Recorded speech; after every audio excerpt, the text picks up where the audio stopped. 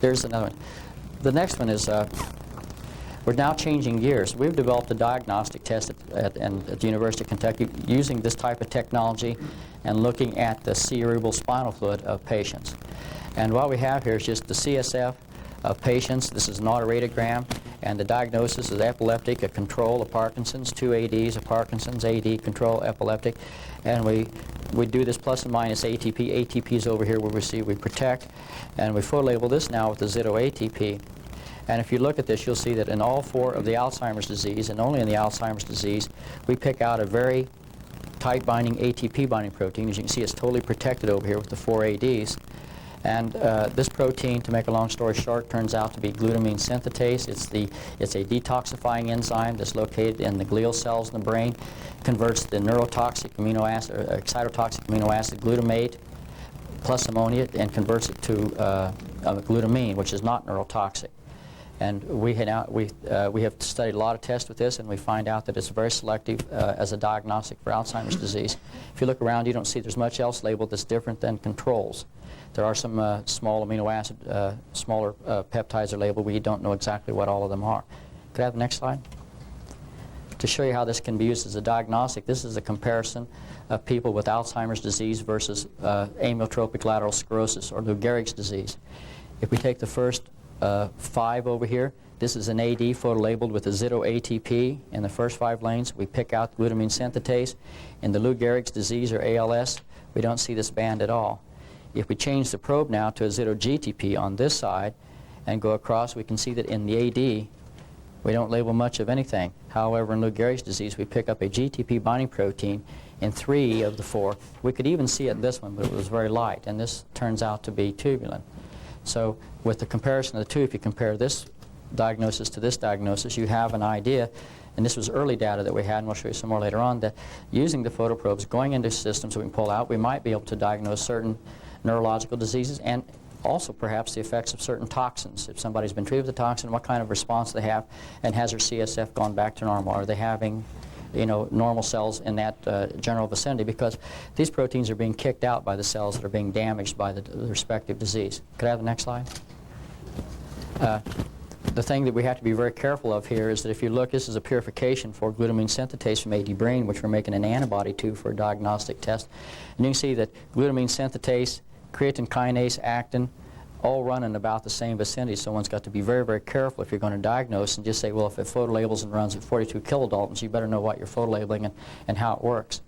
Tubulin runs considerably higher, so it's not so hard. And this is where we labeled in this co-migrates with the one we label in Lou Gehrig's disease, and this one co-migrates, as well as this one, of course, to the glutamine synthetase. But we've shown that by other systems. This was published in the National Academy of Sciences. Could I have the next slide?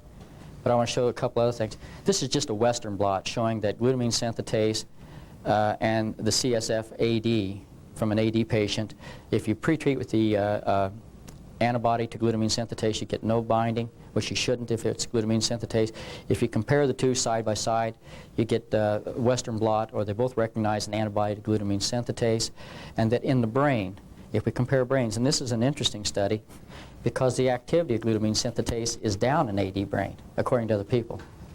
And we're going in this now. But in the AD brain, the level of glutamine synthetase was always higher than it was in a control, indicating that there's more protein there but less activity, indicating that a lot of glutamine synthetase is being produced in the Alzheimer's disease brain is probably not active, and so we're overproducing it because glutamate levels are going up and the cells are trying their best to fight off the effects of the excitotoxic amino acid, making more glutamine synthetase to make up for this problem. Could I have the next slide? This is a comparison, as we look at this, of several diseases. 2 disease, ALS, multiple sclerosis, meningitis, cerebral-pontine stroke, and focal Alzheimer's disease. This is an interesting guy. He was a World War II prisoner, was gassed and everything, and he was diagnosed as having Alzheimer's disease. And his daughter called me and said, my dad doesn't have Alzheimer's disease. He gets up in the morning, he shaves, he feeds the dog, he takes care of himself, he does a bath. He just can't talk to you. And when you talk to him, he had a communication problem. She said, but he's not Alzheimer's. I can look in his eyes and I can see the hurt, and I know that he's not demented, because they were wanting to take him someplace.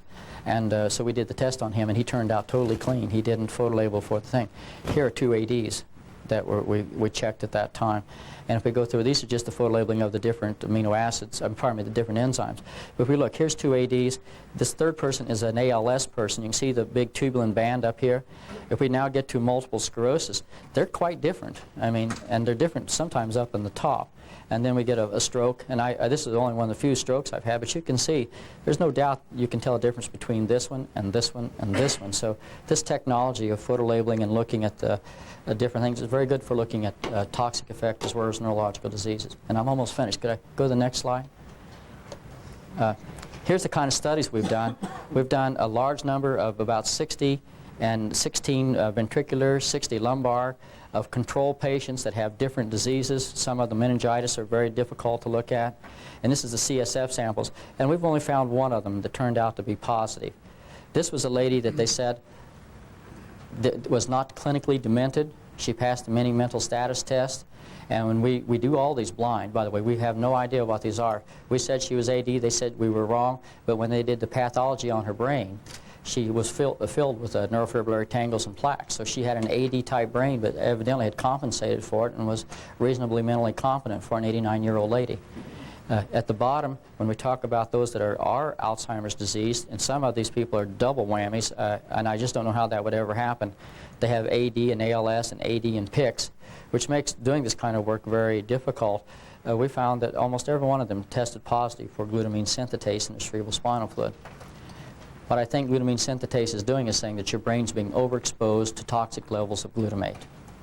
And I've had a lot of people ask me questions about Chinese restaurant syndrome, which is a glutamate thing, and is this tied into that? And I have no answer for that, except it might be, but I mean, you'd have to talk to someone that's more knowledgeable about Chinese restaurant syndrome and the toxic effects of glutamate. But it's the same aspect. Glutamate is toxic to neuronal cells if it gets to them. I don't know if it gets to brain cells.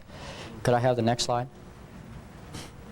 This is an interesting story. This is a family from Europe someplace, I think Bulgaria or Romania, and they have familial Alzheimer's disease. And different members of the family are normal or have Alzheimer's disease, and we checked them out. They have different ages, and they're gene carriers for the amyloid protein that's supposed to be involved in the mutation is supposed to be involved in causing Alzheimer's disease. You can see some of them are gene carriers, and this is the protein we're looking at.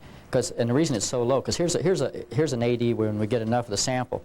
They gave us 20 microliters of this CSF, so we didn't have much to work with. And but that's all you need for the diagnosis. And you see this person is a normal lady at 33. She doesn't photo label at all. Here's another normal over here that doesn't photo label very well. But if we plot this data, cut this out, and count the data, and look at it, we'll show that on the next slide. And to make a long story short, you'll see the data again, is that the one person that was totally normal and the smartest person in the family had a totally normal profile. And we did this blind with an individual, Dr. Farlow at Indiana University. The people that had Alzheimer's disease and were diagnosed as Alzheimer's disease had the highest level of labeling. And so this is something. These people are alive, and we're taking small amounts, and we did this on 20 microliters of AD CSF.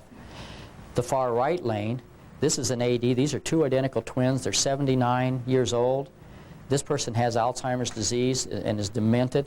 This person yet is not demented, 89. I don't know how you evaluate that, but I would say this person's chances of coming down with Alzheimer's disease, because we're finding this in her CSF before she ever shows any signs of clinical dementia. Could I have the next slide? This is the plotting of the data, the counts per minute in the glutamine synthetase band. You can see the normals are down here. Here's a normal. He's a gene carrier, and he's quite high. This made these guys happy.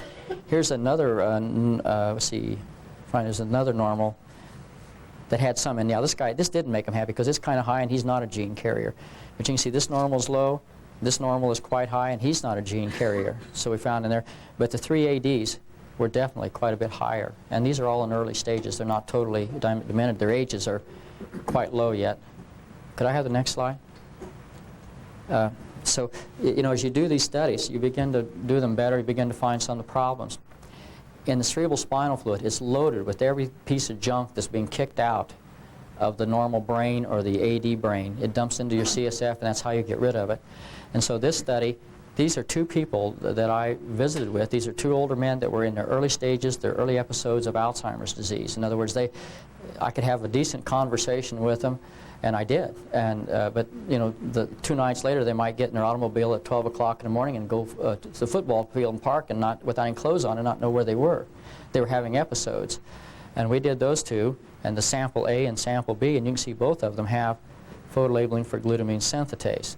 And now to try and optimize this so we can do it better and make sure we're giving an absolute test that we know what we're talking about, we thought we've got to filter these samples and see what happens. Can we get better labeling of glutamine synthetase if we get rid of things in the CSF that might interfere with binding? And of course what we did, we put them in a small centricon tube, you spin them, you get rid of all of the CSF, the soluble small molecular weight molecules, and you bring them back up in buffer and you photolabel. And you see that this is much more effective. We can now pick out this protein at a much higher level. The other unique thing was that after we got rid of all of the components in the cerebral spinal fluid, we started seeing centricon, a lot of bands down here being photolabeled. And they're quite different, and these two guys are different in this region right here. They may have something quite different. What we can tell you about, these proteins here are cytokines. The other aspect of the research in my laboratory is that cytokines, tumor necrosis factor, acidic fibroblast growth factor, growth factors, they are all nucleotide binding proteins. They require nucleotides when they interact. And we can see that this protein here, I can tell you, is acidic fibroblast growth factor. It's a protein that suppresses the feeding instinct of people. In rats, at least the Japanese group has reported this, that when you eat glucose, that glucose will cause this protein to be kicked into the CSF on a minute-by-minute basis. It'll go up and down just depending upon what your glucose levels are. And I would love to get some samples from some people that are bulimic or anorexics to see how does this stay up when they eat, or is it fluctuated, or is it totally high, because it does suppress your feeding instinct according to the Japanese. But the interesting thing is when you dialyze these materials, you start seeing a lot of other proteins. And in our early studies right now, when we're looking at a screen, we have a project with the Mayo Clinic where we're diagnosing blind 200 CSF samples for different neurological diseases, looking primarily at Alzheimer's. We're seeing that these proteins change dramatically. This little bottom band here, they change dramatically depending upon what CSF we have. They are not consistent. This top protein always is. This here you find sometimes, and others if they have diseases, but I think this is going to turn out to be a very interesting area. Now the next slide, and I think I'm about done. Oh, this is just the thing where, with the ALS and some of the diseases, the glutamine synthetase is very, very high in 6 out of 6 ALSs using isoelectric focusing to make sure we're right, because we can focus and get away from the other proteins very easily. The focal AD didn't show any. The meningitis showed a slight amount, as did the seizure and the ALS. But these are very, very low compared to this, and they show a series of other proteins. So it's the whole profile that gives you the diagnosis, not just whether or not one particular protein's there. Can I have the next slide?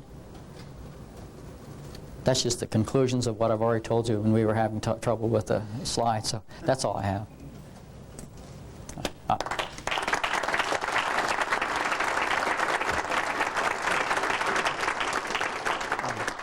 I apologize for going fast, but I thought I was probably chewing up a lot of time after that. Yes? Based on your data, would you say that anybody with amalgam should not go through EDTA chelation for cardiovascular problems? You know, I'm not a physician. I wouldn't want to say that. I mean, I would not. You know, I don't know how to balance the two. I mean, I definitely don't like the idea of dental amalgams in my mouth. I've taken mine out. But I wouldn't want to tell everybody else that you should go do this. When you're talking about dithials, you're talking about DMSA? That would be, that's one that we've used. But I'm not sure. The thing about trying to recommend a dithial, see, I don't know what other side effects might come out of any chelator. So you're not going to get me to recommend a chelator, all right? I don't know. I mean, I might tell you, yeah, go use dithios, and it may make you go blind, and then you guys would all blame me. I just meant Yes. What you Right. were saying, that dithiol did not bind the same, or did not produce the same effect. They absolutely will prevent mercury EDTA from doing this effect. So they're in a test tube. They're beautiful. How about something like lipoic acid?